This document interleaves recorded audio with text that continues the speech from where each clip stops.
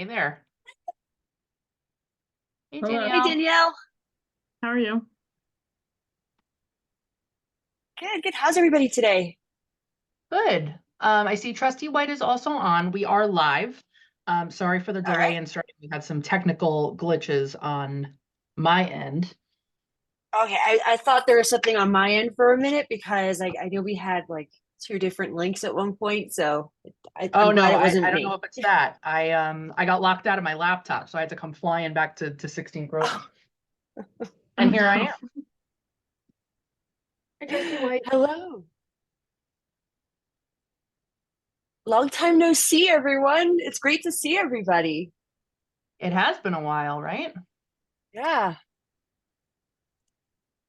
Forgive me if I'm a little slow tonight. I'm still in like the recovery of a really bad, nasty stomach bug my son brought home. Oh no. Uh, so I'm doing much Going better, but around. yeah, it really leaves you severely dehydrated. So like mentally I'm like, uh Well, I think you're in good company. I don't know too many people that are moving too quickly with this constant rain dreariness. No, definitely not. I'm gonna keep my email open just in case anybody has any issues coming in and they need to email us. We didn't hear from anyone that they were not coming, but we also didn't hear from anyone that they were coming. Okay. So Well, I'm here at least, so there's that. that's true. And I see we have one person in the in attendees. Oh, all right. Um,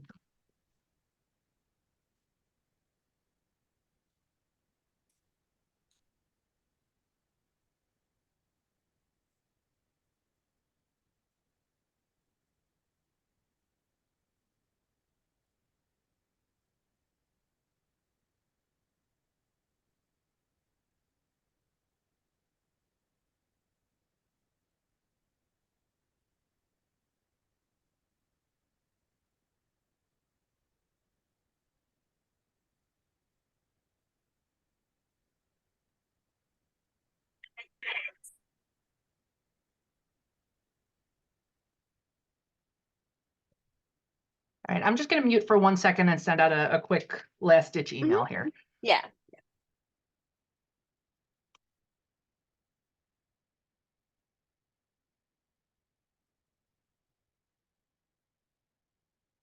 I'm pulling up my social media accounts just in case anybody tries to email me through there to say, hey, what's going on?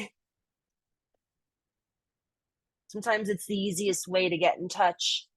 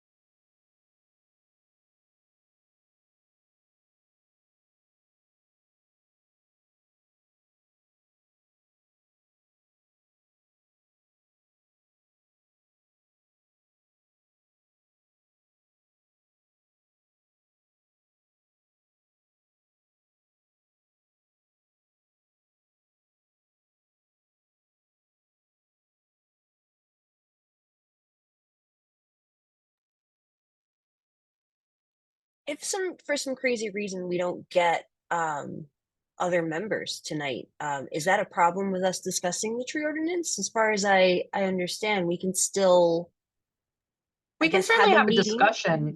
We're Yeah. just not able to really take any action. Okay. If we're here, we can or not, depending on whether you as chair think it's a productive use of your time.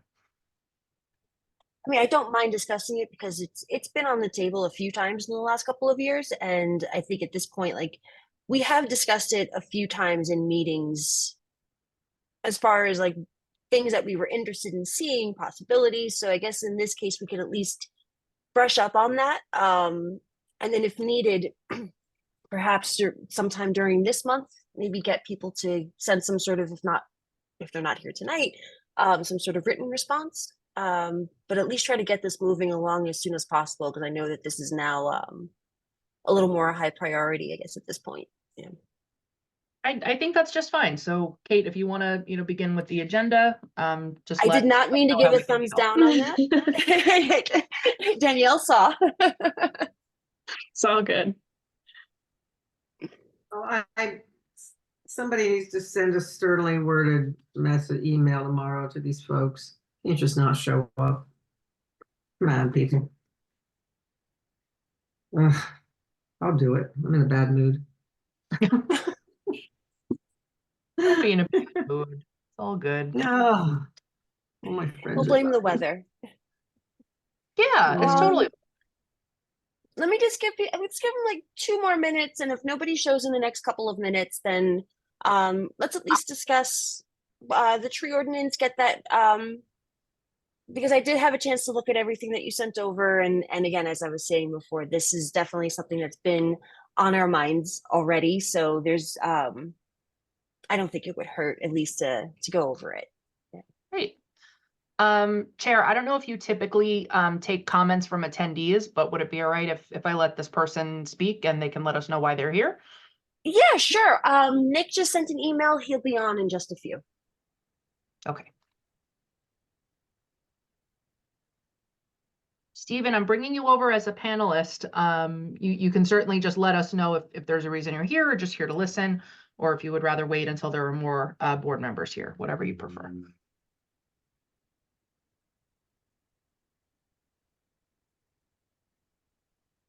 Yeah, I'm just here to listen. Just here to listen? Yeah. Okay, not to worry, I'll move you back. If anything changes though, you can raise your hand and I'll bring you back, okay? Okay, great. Thank you. All right.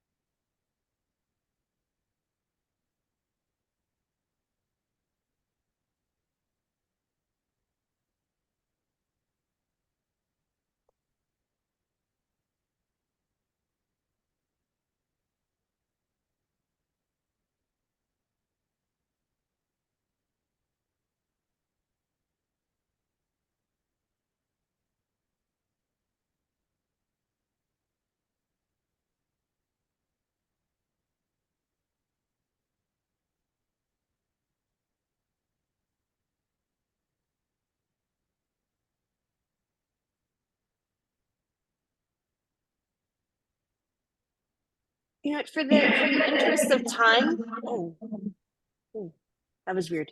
For the interest of time, I think maybe we should get started, and when Nick is ready to hop on, he can join in with the conversation. As I see it's 7:15 now, so I don't want to keep the meeting waiting too long while we're waiting for other people to come on. If we're all good, I guess we'll get started with the Environmental Advisory Council meeting for April 2nd, 2024. On the agenda today, we have new business of the board to discuss the revision of the tree ordinance. And today we have Danielle Dreyer with us from Nelson Pope and, am I getting it right? Voorhees? That's right. So yeah, so we're here. We also have continuing business of the board, but depending on how many people actually are able to hear, I might table that until next month or send it in a follow-up email once we're done with tonight's meeting. So we're here to discuss revisions to the tree ordinance. You sent out an email a couple of days ago, Danielle, and I just want to pull that up so that I have it here. To review chapters 248 and provide certain updates. So what is it that I guess we would want to consider now? I know that we've discussed possibilities of revisions possibly to remind me, if we were doing a tree bank, we were possibly thinking about what to do in terms of permitting applications and whatnot. So I guess Danielle, I'll let you take it from there. Yeah, sure. I mean, I was not here for the previous meetings where you guys discussed this, so forgive me if I'm a little bit repetitive. But basically, in the memo that we provided, I went through the current tree ordinance and compared it to a couple others, so like the town of Ossining and Dobbs Ferry, some other local municipalities that are pretty similar, and just came up with some things that I thought that the village could benefit from. So like you said, it's additional permitting requirements, remediation requirements, additional tasks that require a permit, and etc. So I don't know if you want to go through all these questions this evening, or just discuss, but I do just want to note for folks who are watching that 2 members have joined, although they don't have their camera on. So Nick and Sade both have joined the call. Oh, I forgot to actually introduce myself and all the other panels. It's been a while. My apologies. So for those of you who are not aware, I am Kate Schlott. I'm the chairperson for the Environmental Advisory Council for the Village of Ossining, and I am joined by fellow members Nick and Sade, and our assistant village manager Maddie, and Trustee White. So we are all, or at least we're accounted for tonight. Sorry, Danielle, about that. Apologies for my tardiness. I completely lost my life when I was chasing my daughter around the house. Thank you for emailing me, Maddie. That ping put me on track. I'm sorry, everybody.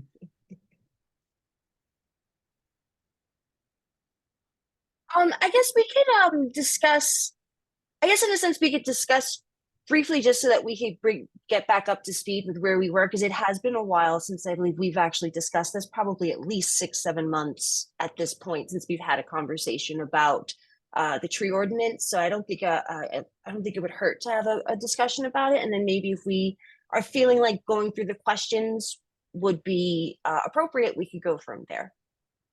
sure, sounds good. So I don't know how many of you got a chance to review the actual ordinance as it stands. But it is relatively, I'm trying to figure out how to word it. It is relatively simple compared to others in surrounding communities.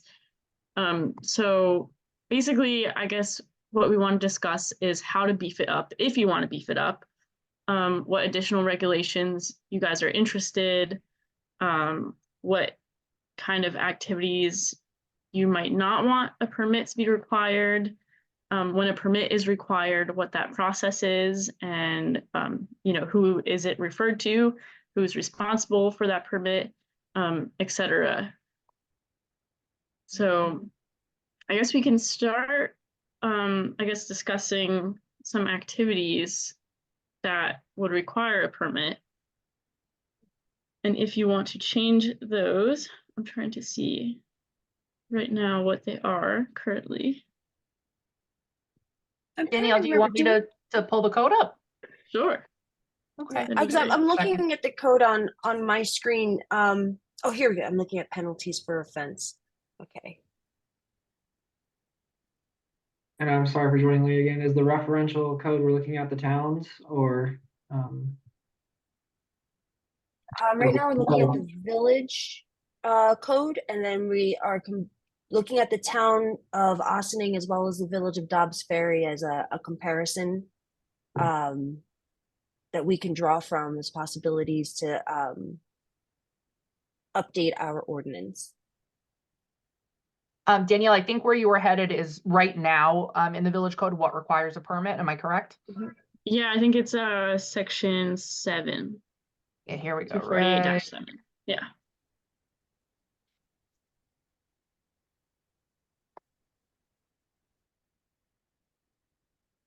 Great.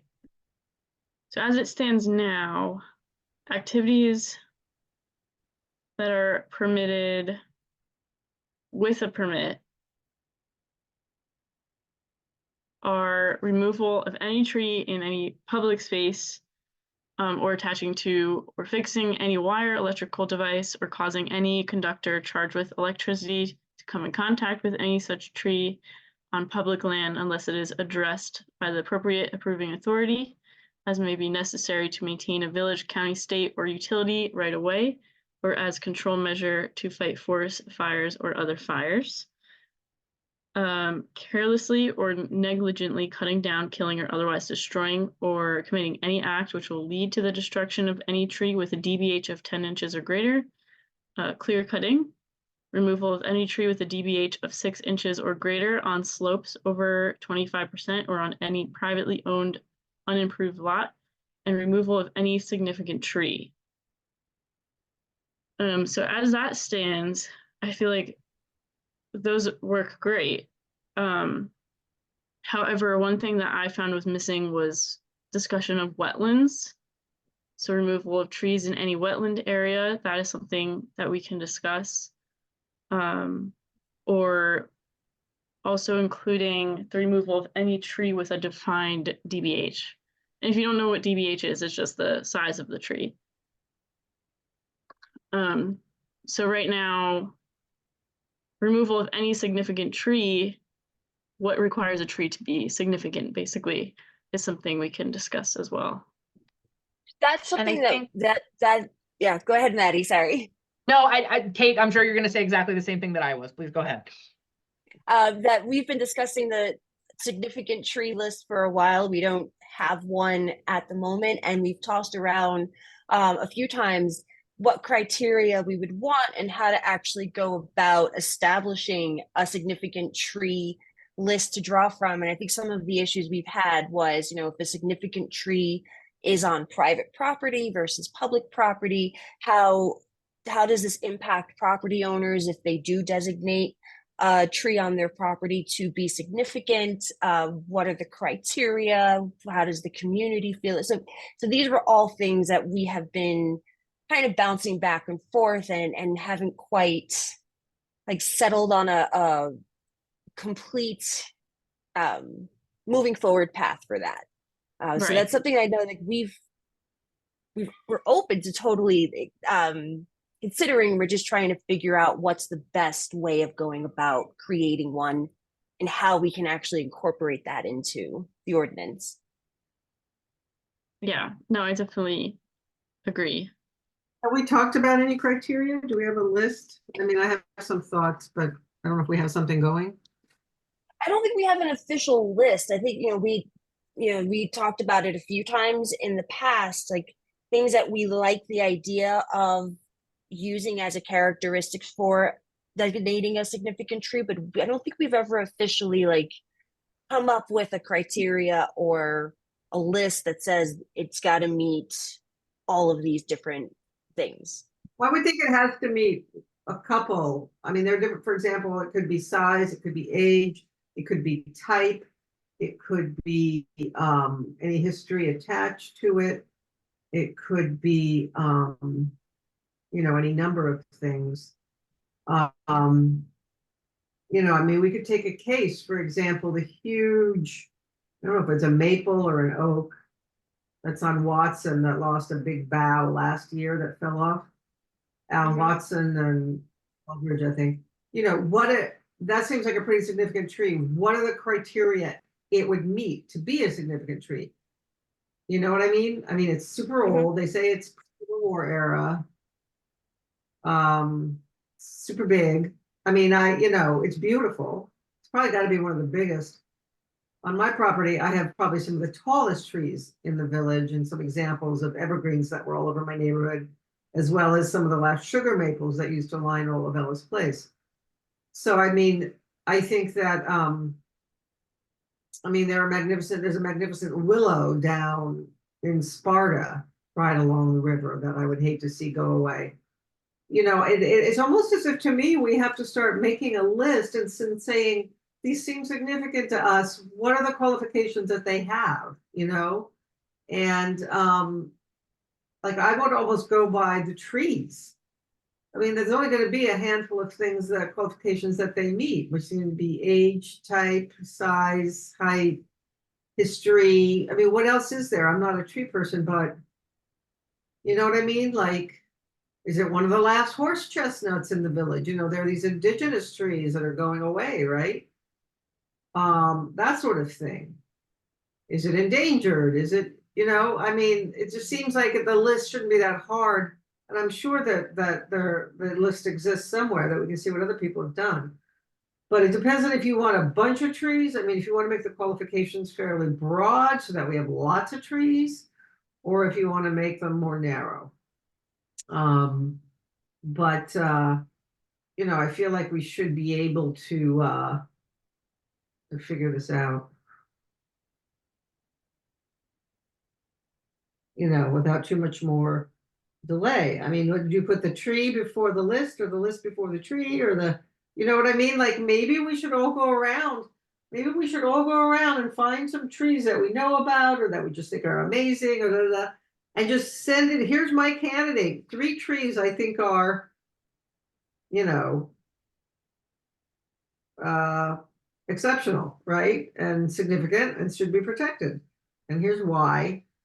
The thing is that not everybody knows that much about their trees, in their yards.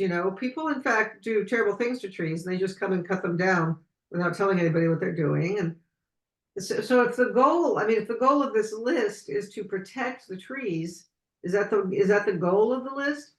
Or just to make people aware of them? Or, you know what I mean? Like,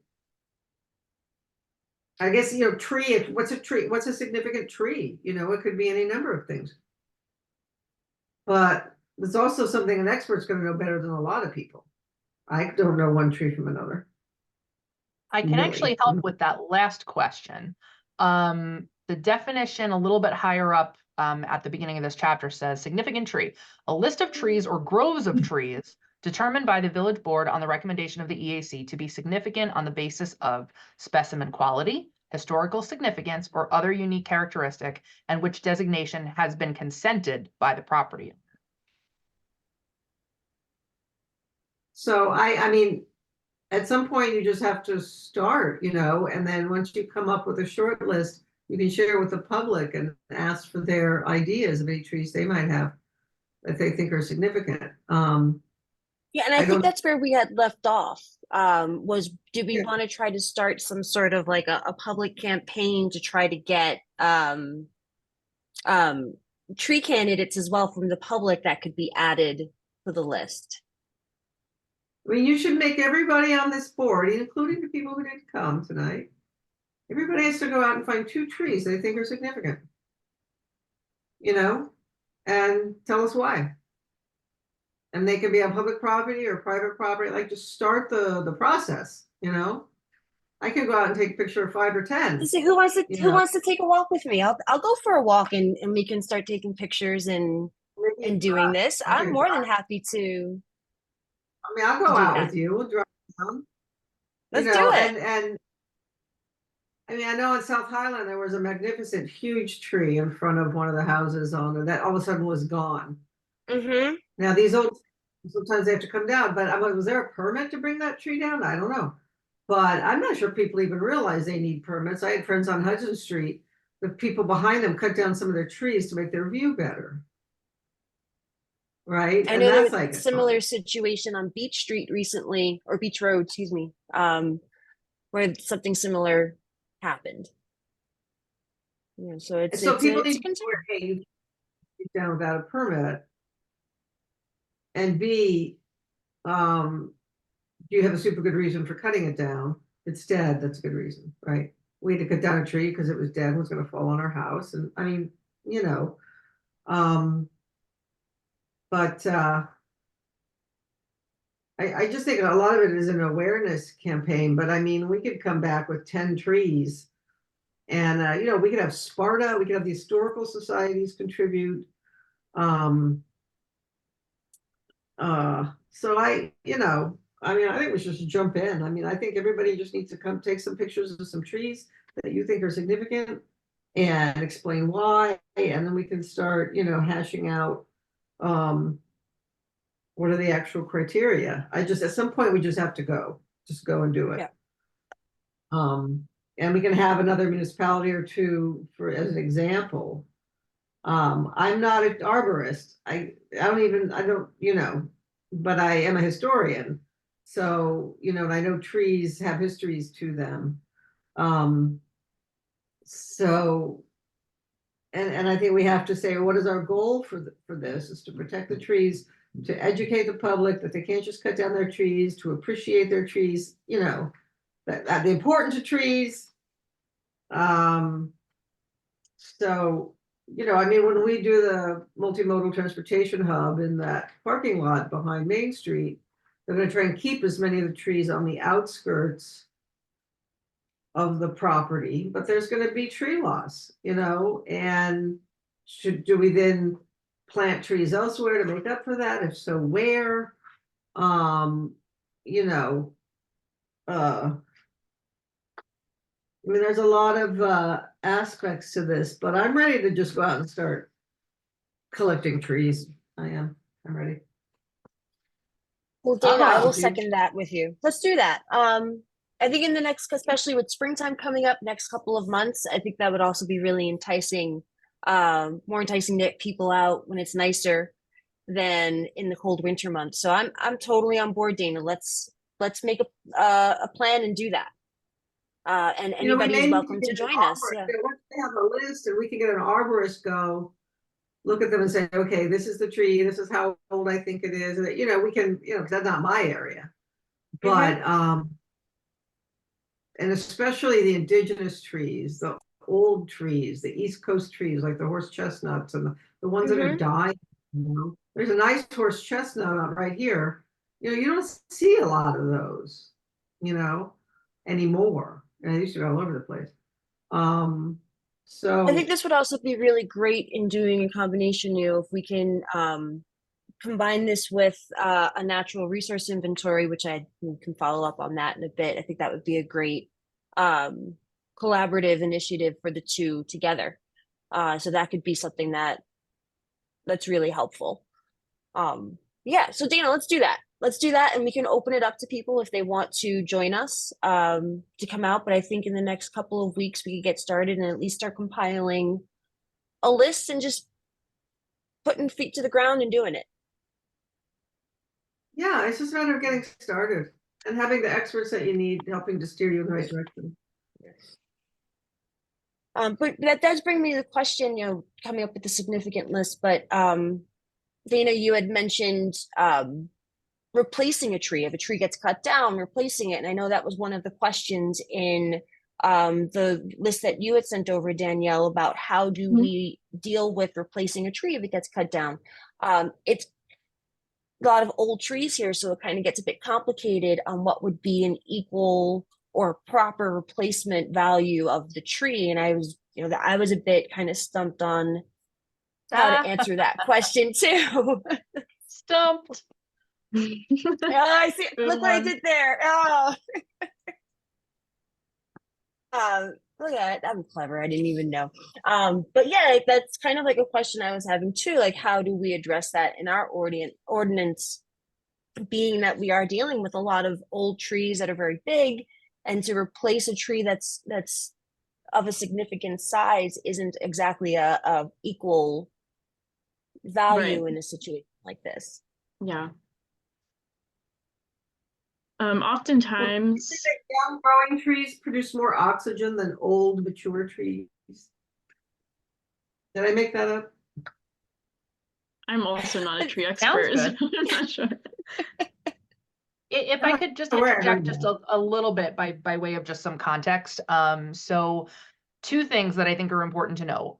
One is that the village works closely with an arborist currently. So basically the process right now is if someone requests to have a tree come down on their property, the arborist goes out and makes an inspection. So we have a working relationship with someone who's a certified arborist. So if in fact the board decides that this is something they want to take up and they would like for her to join at a meeting or join on one of the walks, that's something that we could certainly try to coordinate with her. The other thing is, it occurs to me just as Trustee White was talking about, picking, everyone going out and, choosing some of their favorite trees. I have to check with our superintendent of recreation, but I believe the recreation center did this with the kids last year. They asked the kids to pick out their favorite tree in the community and have their parents take a picture of it, and then they posted it up on a bulletin board. I wonder if that's, something that he might want to resurrect this year, to, give the board some ideas, and then maybe, you could have people nominate, trees. But I completely agree, having this board, sort of give it a, a head start so that people know what to look for, I think is a really, really good idea. Yeah, even some kind of public survey where they can at least upload the location and a photo, and that's it. They don't have to say why they think, but at least give us an idea of which ones are important to the public, and that way we have a large inventory to discuss and maybe dwindle down to that list. I wonder Definitely. if there are any remnants of any of the old orchards left. Probably not, but I mean, there used to be, but how do you even know, right? But up on the top of Watson used to be orchards. But you gotta really know your stuff to be able to recognize that, but we can just start somewhere. The Historical Society is definitely someone we can talk to. I don't know how much they have about trees, but they may have some ideas. But I know that there are a lot of folks out there who love trees and care about them. And I think if we can get people to start participating in this with us, but we have to get the ball rolling. Yeah, and I mean, certainly people care about species of all sorts, and I'm not familiar enough to know which trees in our area are particularly supportive of endangered or struggling species, or, any kind of key parts of the I think our arborist might not be able to at least recognize, a tree that could be in that category. So it would be good if maybe the arborist can also send some thoughts at some Mhm. point. A lot of trees. That seems like an obvious, of one of category of special importance is, trees that support, other species, particularly struggling ones. Right. And we obviously, as citizens, know which trees are important to us aesthetically, but ecologically, we might not be as aware. So that's something that we might need help with for sure.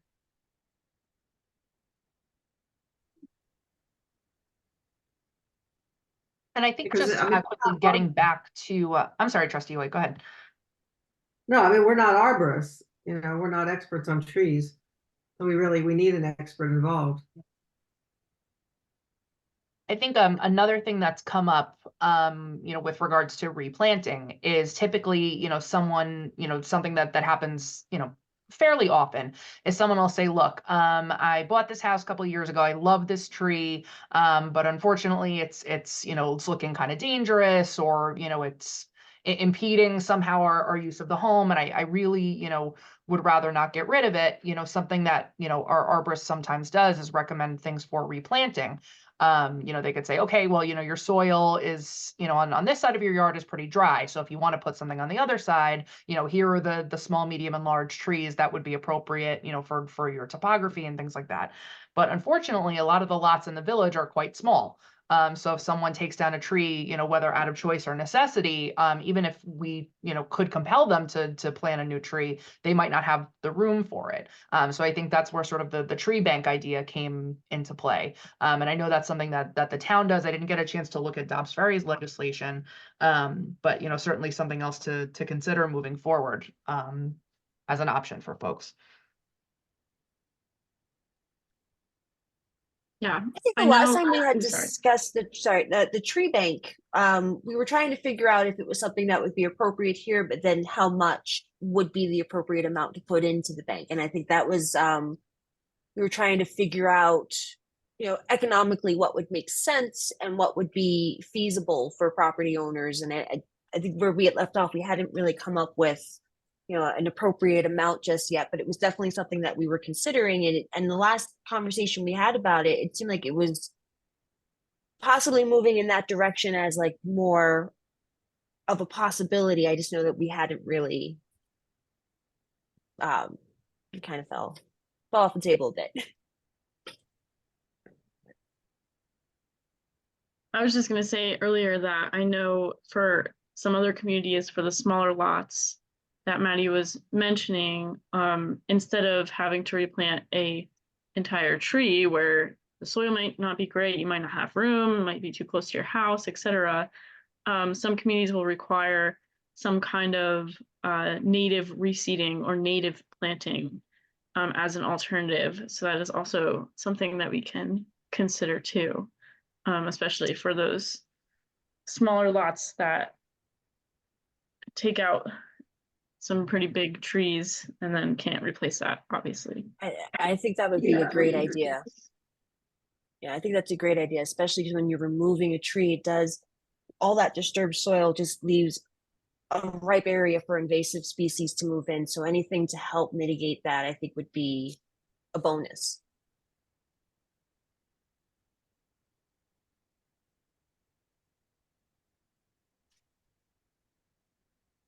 So I just sort of want to be clear that the ask here is to sort of get feedback from the EAC so that Danielle and Valerie can sort of craft something that they can share back with you, potentially even at the May meeting. And then once they have your final sign off, something that we could collectively present to the Board of Trustees. So not sure if anyone has any other thoughts that they want to share at this time. Danielle, I don't know if you think you have enough to work with. Well, I think one thing that we should definitely discuss a little bit in more depth this evening is maybe solidifying that special tree criteria, so that way you guys can go out and know what to look for. And then the other thing was some permits procedures. Those administratively are important to nail down, especially if you want to kind of beef up the criteria for a permit. Those permits procedures would also have to change a little bit as well.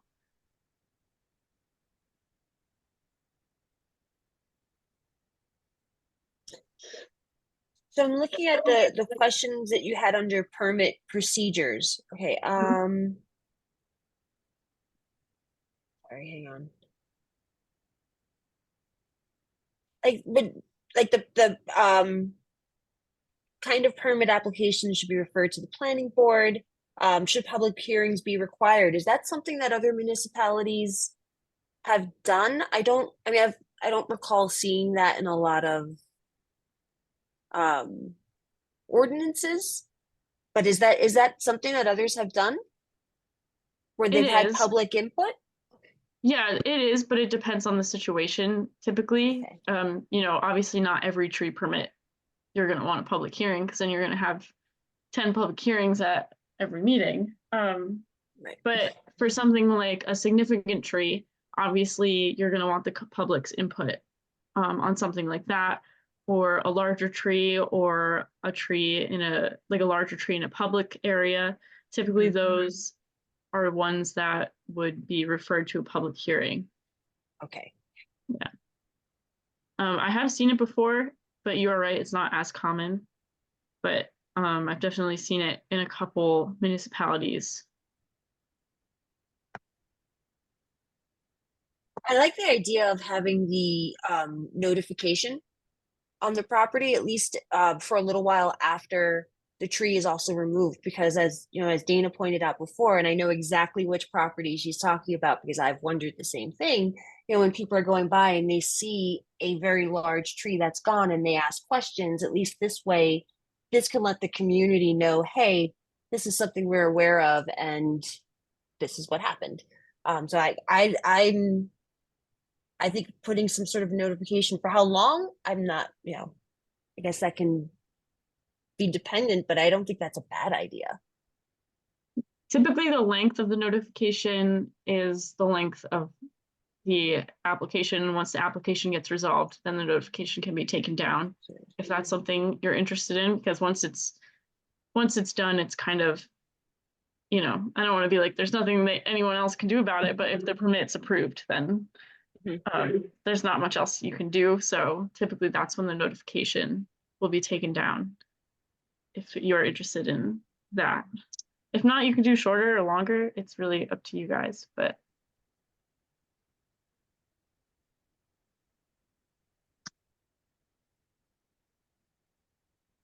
Just reading a couple of the other questions.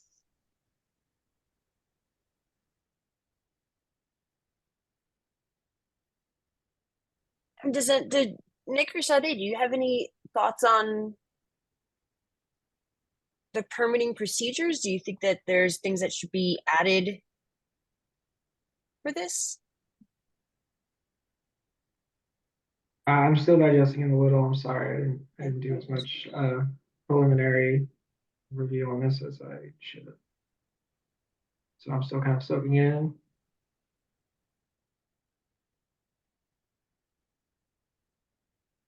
I guess a question I have, and you may or may not have an answer, is there anybody currently in the village who maintains the permit applications? Like if I hand in a permit application, who is the one responsible for maintaining that information? That would be the building department. Good to know. And they're also responsible for approving the application? The building inspector with the advice of the arborist. Something that is a little bit difficult though, is that if the arborist goes out to a site and says, this is a perfectly healthy tree, I cannot possibly recommend that you take it down. We don't really have anything, I mean, because it's private property, we don't really have anything in our code to you know, enforce that. So Right. basically what happens is it comes back to the building inspector and he has to say, well, that's too bad because it sounds like a really healthy tree. Says to the property owner, are you sure you want to do this? The arborist says it's a good tree and it should stay. And if the person says, yes, I'm very sure, thank you, there's not really a heck of a lot the village can do about it. So just so the EAC sort of understands what the process is, you know, the arborist is called in to sort of give her advice and, you know, sometimes see if she can give information that the property owner was not aware of, but generally speaking, if someone wants to cut down a tree, they're cutting down a tree. Gotcha. Yeah, I'm wondering, not that we necessarily kind of in line with that, what you're saying, Maddie, have much say over certain things that people want to do on their property and to an extent. You know, the thought about, you know, the pervasiveness of things like solar becoming, you know, as we move into the future and we're hitting all of these renewable energy targets, which is going to just increase the uptake of residential solar as well. We'll probably see a lot of, certainly in our area, I would guess, tree, you know, permits coming through because of people wanting to put that on their house, and probably already do get a lot, but only going to increase more and more as we're putting more of it on houses. So what is that kind of, you know, prospective future, you know, bring with any thoughts of preserving trees or doing more to try and preserve trees, you know, because certainly I think at a certain point, people, you hate to see a tree go down at all. And, solar is a great thing, but a lot of people feel, it might not be the best thing to take down a beautiful tree to put solar, as nice as that can be too for the world. So, maybe this is not as much, considering the legalities or whatever, maybe so strictly kind of just the virtues of, what might be an outcome of what can be done about that within this. If that made sense, right? Sorry. Yeah, definitely. And utilities is always a big discussion with tree ordinances, especially with like electric wires and things like that. I personally have not seen much in regards to solar. But I think something that can be added to the list of activities permitted without a tree removal permit is maybe trimming branches to allow for solar and the maintenance of those branches to allow for solar. And then maybe discussing permit requirements if you were to install solar and have to cut down an entire tree.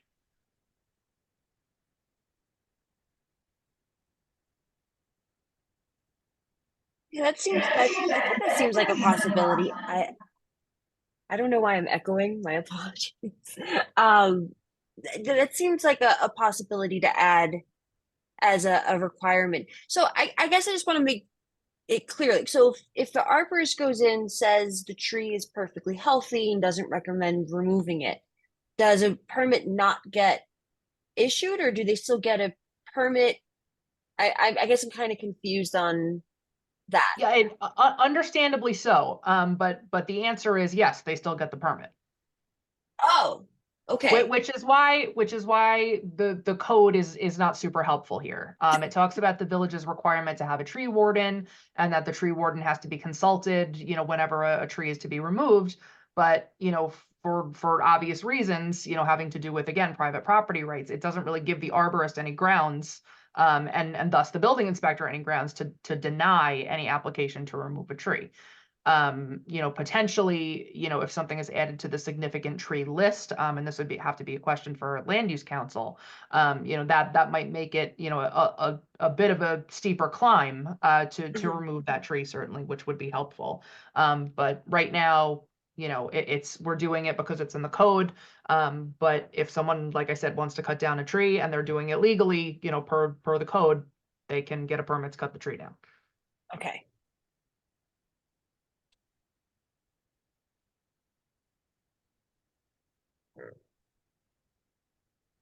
Something that the current tree ordinance does not have that might be useful to add in that case is the issuance of a tree removal permit with conditions.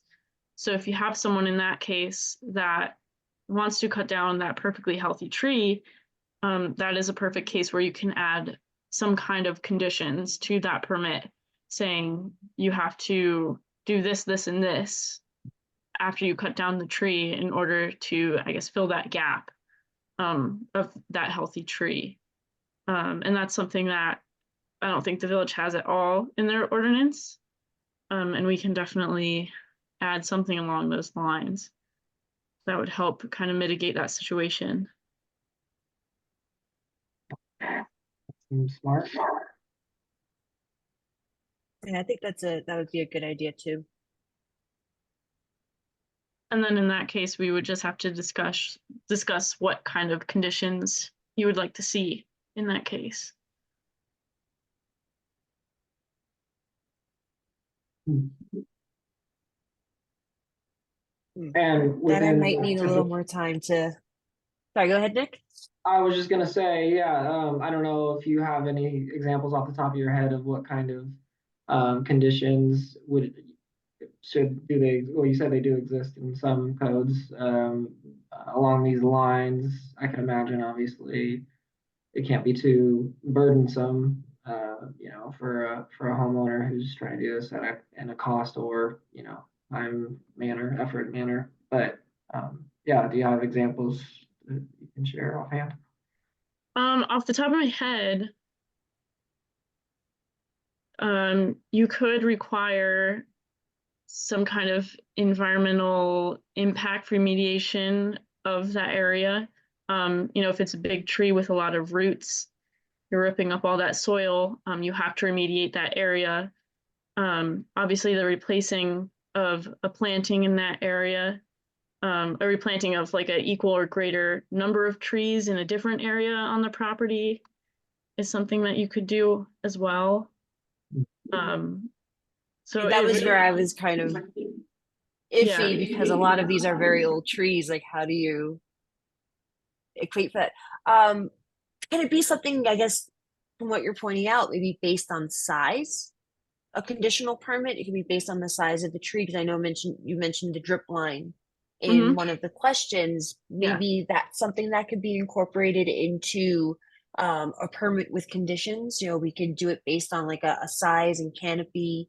I know part of it was DBH in addition to the drip line perimeter. Yeah, for sure. Size is definitely something that we can look at in terms of these conditions.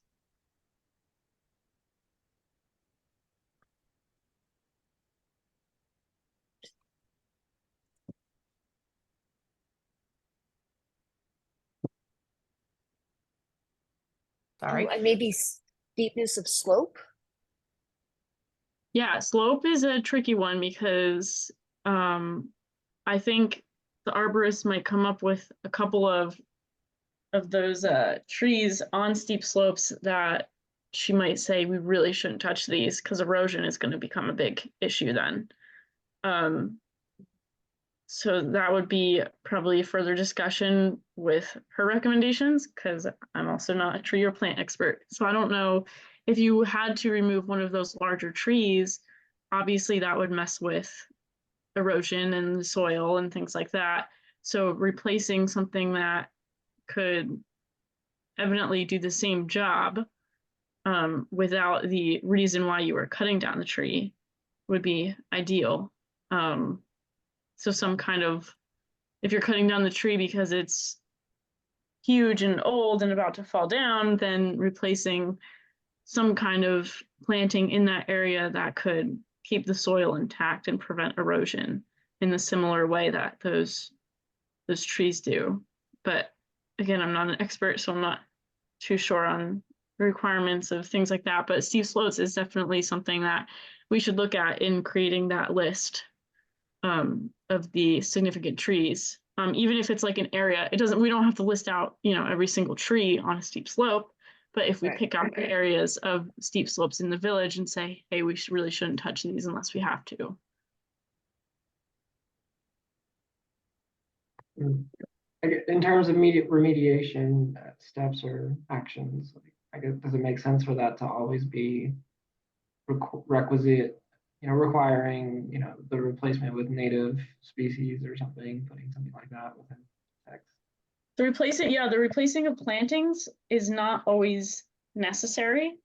Right. But obviously the replacing of any kind of soil or ground cover that you evidently rip up should be required, mostly for aesthetic reasons. You don't want a big hole of dirt on your property. And they're pretty, people are going to be self-motivated to do that anyway. Right.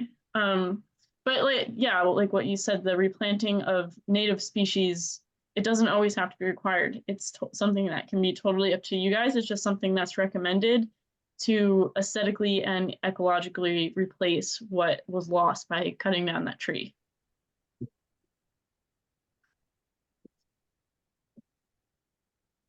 Well, I don't have a problem making it a requirement.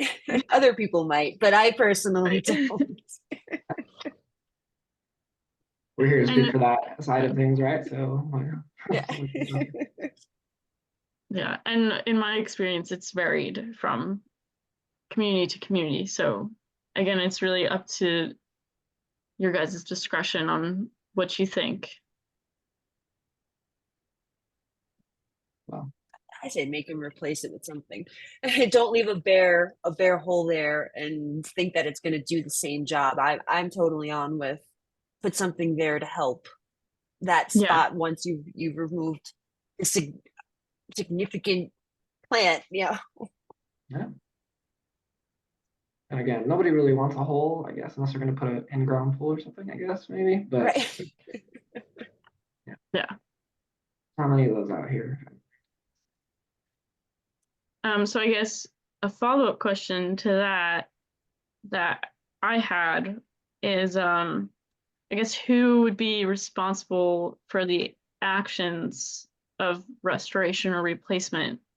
Should that, if somebody were to come in, like a contractor, for example, on a development site and cut down a tree and leave it there, then in that case, who is responsible for the like, who's responsible for those actions? It could, like, the contractor, the individual performing the tree removal. I don't know if I'm making sense. I know, I get Well, what you're saying. I would say yeah. the contractor. I wouldn't imagine that many of those agreements don't address that fundamentally too, when they contract someone to come out and take the tree, like you're taking the tree. Yeah, exactly. But yeah, it sounds like you're suggesting there's instances where that's not the case. Well, I would think like, in cases like people are cutting down trees and they're not getting a permit and they're just hiring somebody to come in. Fair Yeah, you're enough. still contracting with somebody. There are plenty of companies that'll come out and do it without.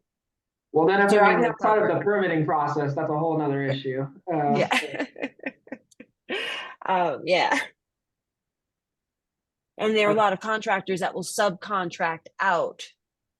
In that case, if the homeowner is not dealing with the subcontractor, who do they go after in terms of that responsibility? I would think the contractor, but Yeah, well, typically, yeah, the contractor is going to be liable for the actions of the subcontractor in any Yeah. type of arrangements, right?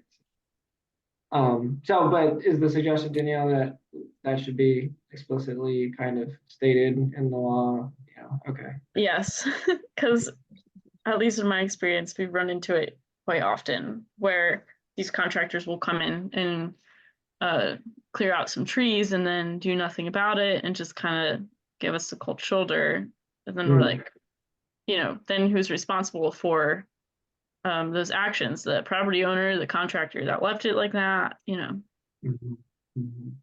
And then I guess what is in your opinion, the most effective structuring of that language? Because I could see how if you put the onus on the homeowner, they're going to be very compelled to make sure that they go after the contractors to get that done, where it might not be quite as much if, another municipality is telling a contractor like, hey, you got to do this, and they're used to just kind of doing that cold shoulder thing, like you said. So that's an interesting thought about that. yeah. Oftentimes if it's a homeowner completing the task, the individual performing the tree removal in that case would be the one responsible. I guess that makes sense because then they have recourse against the contractor too at the end of the day if they need it. So, okay. Yeah. Hopefully in their contract they do. They find something smart. Right. You would hope. You would hope, yeah. Well, that making it the homeowner seems reasonable to me. Okay, March Sunday.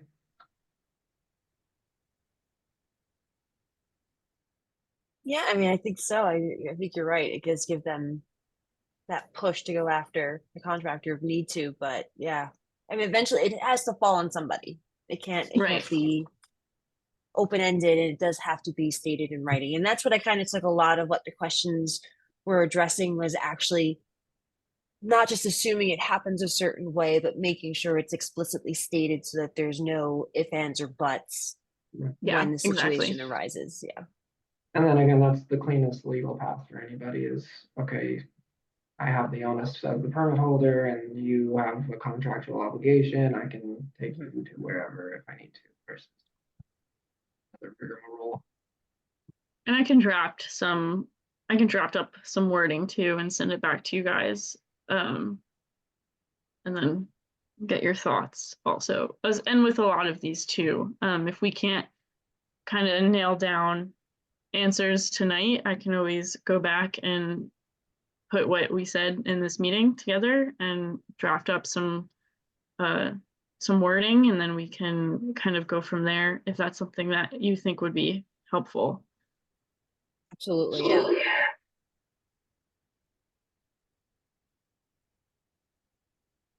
Yes, please.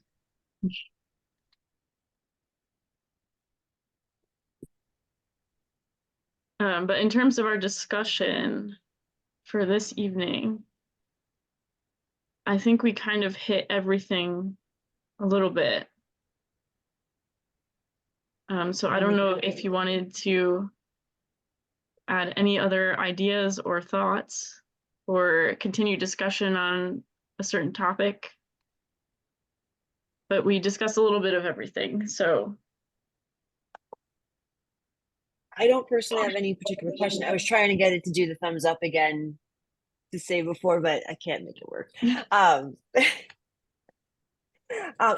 don't have any particular questions at the moment, but I think, yeah, doing a draft and then maybe going back and maybe adding stuff later would definitely be something I would like to do. Yeah, for sure. Yeah, and I apologize for being the bad student, but I'm gonna have to go back and do a little more due diligence. In my office. No, it's all good. And I was gonna say too, even if you want to like download those questions that I provided and just give like it doesn't even like a 5-word answer, simple answers even are extremely helpful, and send it back to me. You know, that would definitely be helpful in drafting some kind of amendments also. So Sure, absolutely. Yeah, I don't think I have anything further on the particular things we talked about or anything new until I again get a chance. yeah, sounds good.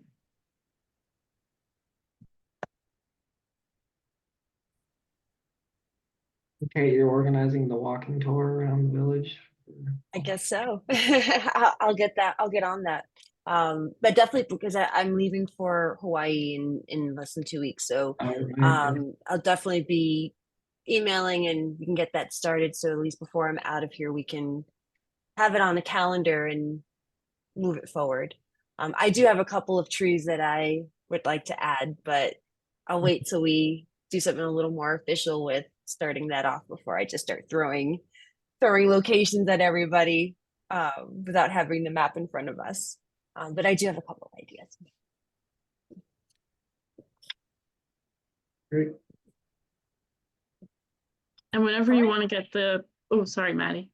No, I was just gonna say good night to you, but if you have more to say, please do. No, I was just gonna say whenever you want to get the public involved too, either you guys can draft a survey, or I'm more than happy to draft some kind of survey, or if you want to do it totally differently, that's also fine. But I think that we should definitely get some kind of public input. Absolutely, I agree. So then let's do that. Let's get started. We can get the EAC list compiled first, and then we can open it up to the public. Maybe have a few trees on there that to get the ball rolling with them so they can get an idea of how it's going to work. And then I think that would be great. And then as like a survey and get input that way. Maybe do it in like the weekly emails that go out, or doing in one of like the village message blasts as part of a community project or something. I think would be fantastic. Yeah, sounds great. I don't have any other questions or comments. Does anyone else have anything? I'll just state my apologies again. I'm really sorry, everybody. It's 7 p.m. on a Tuesday to be waiting on other people. I'm really And I guess for those, if you want to, I guess, submit answers to those questions I provided, obviously it's not required, but it's definitely helpful. Sometime within the next couple of weeks or so would be preferred, but again, not required. So, Is there any other helpful resources you would recommend beyond the other village codes or that you shared with us before, state stuff, or whatever else, other ideal, shining examples outside of Westchester that you might think are relevant or important or informative on this? I know there are a couple resources from the state. I don't know them off the top of my head, but I can send out an email to you guys tomorrow morning with some additional resources. But those codes from the other municipalities are definitely the most helpful, because it's pretty much the same exact framework that the village has, just with much more detail. So, but I can send additional resources as I remember them, but I don't remember them off the top of my head. No pressure, I was, yeah, offhand. Yeah.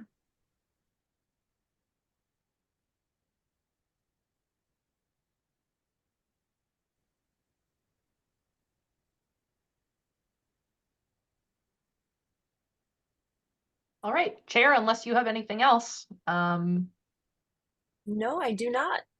All right. That you're specifically referring to Danielle, correct?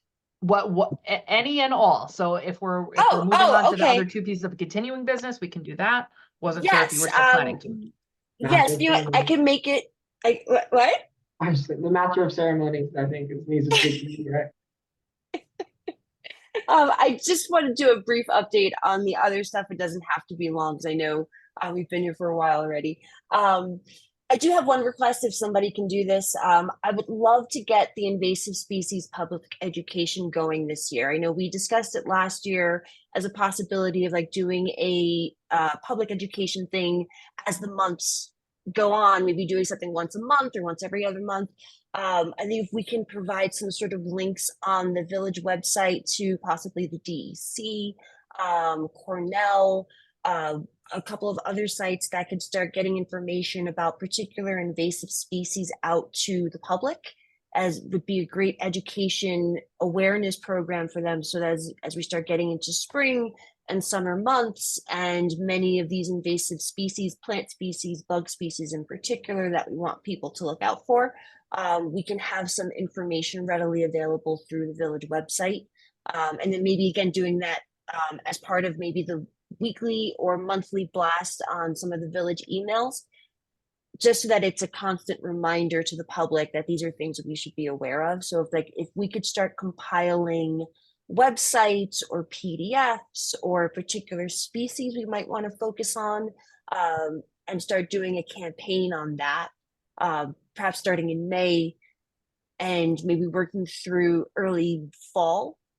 I think that would be something that could be really useful moving forward. So I kind of need some help with that because I'm a bit swamped, and I keep wanting to do it and then I drop the ball. Well, have we given thought at any point in the past to like a dedicated environmental news blast? That's not layered within the village blast or anything. Obviously that's a much bigger commitment than doing a one-off or slipping in. I don't think we discussed doing something like that. Is that something that we could do, or we would have to talk about it internally, but I think the question would be who's going to produce the information. And I can tell you just from what we put together already, it's quite a task. So if you're up for it, we'll certainly find out if there's bandwidth. I don't mind contributing to it. I just can't be the only one doing it. That's all. Yeah. No, yeah, definitely. That's a huge undertaking. I mean, even just, to answer your direct question about what you were asking, yeah, I'm happy to help with that and just, pull together. I think there's always lots of stuff, in our direct community or in the area. There's an invasive whatever seminar at PACE like last week or a week or two. And those are important things for people to know about where, if they don't read a whole lot, probably I think a lot of people obviously read the blast and stuff. So it'd be good if they're not subscribed to, Federated Conservationists of Westchester or some of the other like really, kind of hardline environmental things to be getting the information to the avenues they get it. So yeah, I think there's gonna be a lot of that coming as soon as these lantern flies come out too. So yeah, I'm happy to help, Kate, if you want to collaborate about it offline. Yes, we'd love to. Between the spotted lanternflies, Japanese knotweed, the mustard root, all these different things that are coming in now that are just, if we could get something out there, I think would be really good. Mhm. Which leads me to my other topic, which is the natural resource and open space inventory. Yay, the ongoing project that just never ends. I don't know if you had a chance to look at the reports that I sent, but maybe a month or so ago, I sent out a bunch of different natural resource inventories that had been done around Westchester County. I don't expect people to actually have like read all of them and compiled all things, but I wanted to provide some examples so that we could see what finished products look like, and we had like a better scope of what kind of an undertaking it was. If you don't have them, I'm more than happy to resend them. I have read through all of them and started compiling notes, so I'm actually in the process of finishing up compiling it. And what I'll do is I will share my Dropbox link with everybody so that you could see the notes that I've taken from the reports and how what's been compiled. But just the follow-up is that I've been attending all of the natural resource inventory learning group sessions that were provided by the Department of Environmental Conservation, and they've been really great. They've updated a lot of their GIS files, the geographic information system files, the shape files that are available for the inventory to be done. And at this point now, it's just looking at how can we take on a scope of this project and presenting it to the board as something to actually finish completing, because we've been kind of like slowly doing this since 2019. We're getting an idea of like what would go into it, what would be needed. So now at this point, it's just, can we compile a group of people that can actually take the task on to do it? And that was something I think, Maddie, we had discussed that would need to be presented to the board, get a resolution, have all of that done. So what I'm going to do is open up my Dropbox file so that people can see the notes that I've taken, and then we can compile some sort of a realistic proposal of what can be done within like a next year and a half kind of time frame, because it's not a short. I don't want to give the impression that this is something that can be done in like 3 to 6 months. This is a project that would take probably a year to a year and a half, really, from the start of mapping the natural resources that we have to actually writing up the report to go with the maps is somewhat of a significant undertaking. So I want to make sure that as a council and as extended subcommittees, if we could put something together, that's really doable for us. And there are a lot of grants that are available through the DEC for technical assistance. And they also are really appreciative if we could do joint municipality collaborations. So this is something that I have discussed a couple of times with the town EAC, and that if it's something that we can get the funding for, and if we could get enough commitment to it, that they would be happy to collaborate with us as well. I know Croton was part of the learning group sessions as well. So I know that they had people there who were interested, as well as Tarrytown, and T-Town had been part of it. So there are opportunities to actually see it through. It's a matter of the time, and do we have enough people who can actually volunteer as part of this type of initiative. And I think that this is something that would be really great for the village to have, considering when we don't have one, and we've talked about it for a while. And with all of the projects that we have coming up, the DRI, coastal erosion, things that we've been working on, that this would be a great tool that the village could use moving forward with other projects too.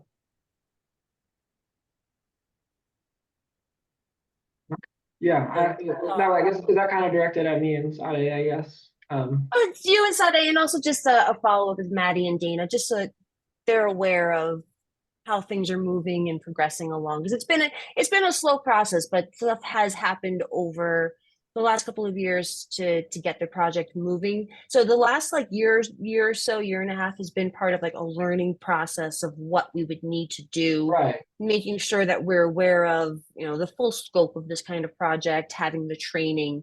Now that that's done, it's just a matter of can we move forward with it? Yeah, how much, I know I haven't been joining you on any of these and really engaging on the effort thus are, I know other members in the council though expressed some interest. Has anyone been, I guess, the question is, has anyone been doing much of this with you yet? No? Okay. Got it. I see. I'm I'm a very driven person when it comes to this stuff. Well- Part of it I do it as is combination of interest for work, but at the same time I've been really wanting to do this natural resource inventory for a few years now. And there's just been, I think this would be a great opportunity in the next couple of years to get it done. That if we could do it, would be really great for the village. Got it. No, I think there's no question about and what's the value of it for sure. And to add to that though, like we could do collaboratively with PACE, I think would be a great addition. I've already spoken with a couple of people in my department at work that if we needed resources, you know, that we could work with them collaborative to get this done as well. So there are a lot of external institutions that are very supportive of doing something like this. So I think this would be really great. Yeah, definitely the type of thing that needs pooled resources for sure. Yeah. I've spoken to the people I need to speak to, and everybody that I've spoken to has been really supportive of saying, like, let's move it, let's get it done. So now it's just a matter of let's write up a proposal, present it to the board, see how the board responds, and see where we can go from there. Yeah. All right. And I'm presenting to the board next week. Oh, okay. I'll try and tune in. All right. So that's where I'm at for the continuing business of the board. Other than that, I don't have anything else. Nick and Sade, do you have anything that you would like to bring to the table tonight, or we're good? I'm not gonna hold anyone hostage. That's the last show. The only thing I'll add is that when I was on the town EAC, I did some of the like education, like invasive species work with like we would put together things for the village fair and like make little quizzes for youth to kind of learn a little bit more about invasive species. So I enjoyed doing that kind of stuff. So I would be happy to help cool. with the invasive stuff as well. Oh, wonderful. I think that's a great idea, especially like kids love things like that. Like if we could get the kids on that too, that's fantastic. Maybe we can put together our own little, what do you call it when you put the bug in a casing and you can look at them. Oh yeah. What do you call that? Torpedo. Well, I don't think for a lanternfly that anyone's gonna, be too.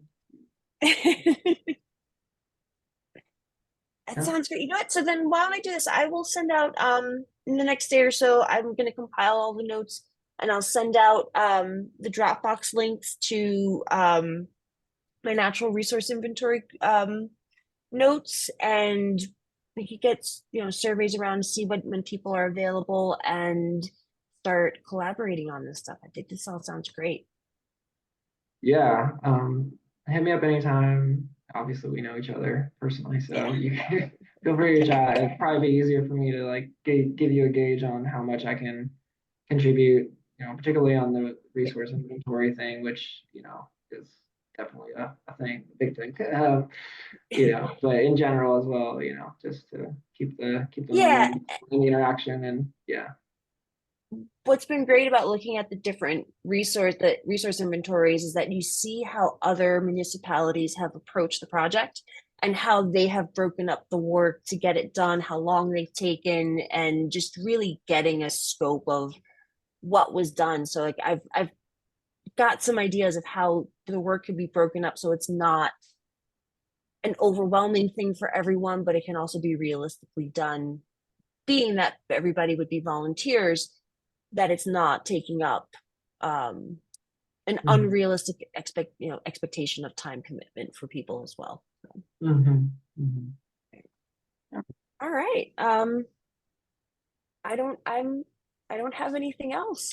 So if there's nothing else for the evening, then I would say that it was a good meeting tonight, and it was great to see everyone. So I guess at this point, the meeting would be adjourned. I say that like a question. And you tell us. That sounds right. 8:24 p.m. Whenever we get out of here before 8:30, it feels like a win. All right. All right. Thanks, So everybody. I will, See you soon.